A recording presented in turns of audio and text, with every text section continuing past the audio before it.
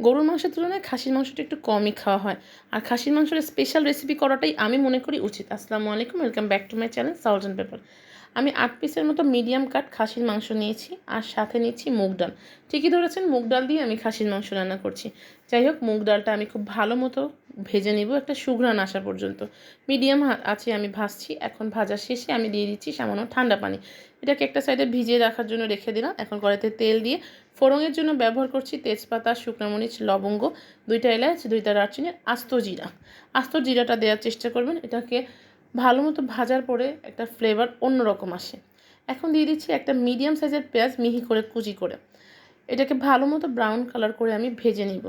বুঝলাম না কেন আমার সয়াবিন তেলটাতে ভাজার সাথে সাথে হঠাৎ করে তেলটা থেকে ফেনা ওঠা শুরু করলো। সরিষার তেলে নর্মালি এরকম ফেনা ওঠে বলে আমার জানা ছিল, বাট এটা কেন উঠলো আমি ঠিক জানি না। ব্রাউন কালার ভাজা হয়ে গেছে, সামান্য পানি দিয়ে দিচ্ছি আদা রসুন বাটা।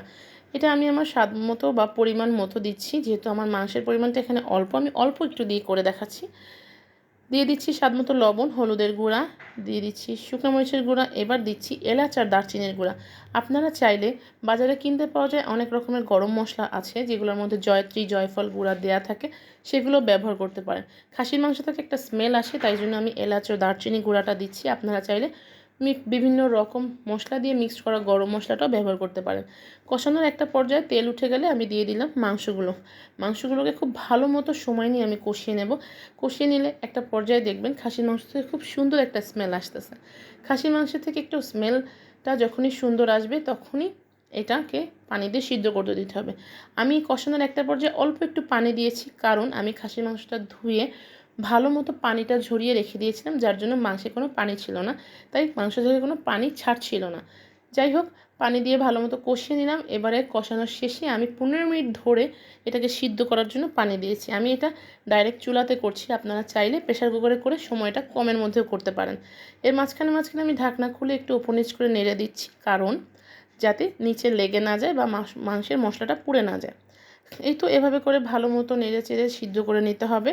সিদ্ধর একটা পর্যায়ে ঝোলটাকে একটু মরিয়ে তেল ওঠা পর্যন্ত ভালো মতো জোরে আঁচ দিয়ে আমি তেলটার জন্য শুকিয়ে নিচ্ছি পানিটা।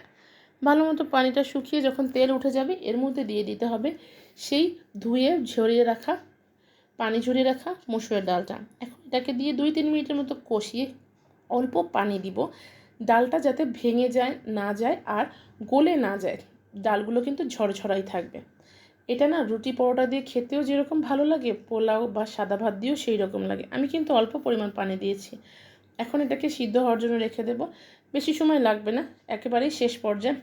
এবারে দিতে হবে, যখনই এরকম ডাল দিয়ে মাংস রান্না করবেন, একটা ছোট্ট টিপস দিই, সেটা হচ্ছে একটুখানি চিনি দিবেন। এতে করে যেটা হবে, একটা খুব সুন্দর ডাল থেকে একটা স্মেল আসবে, এত সুন্দর একটা ফ্লেভার অ্যাড হয়।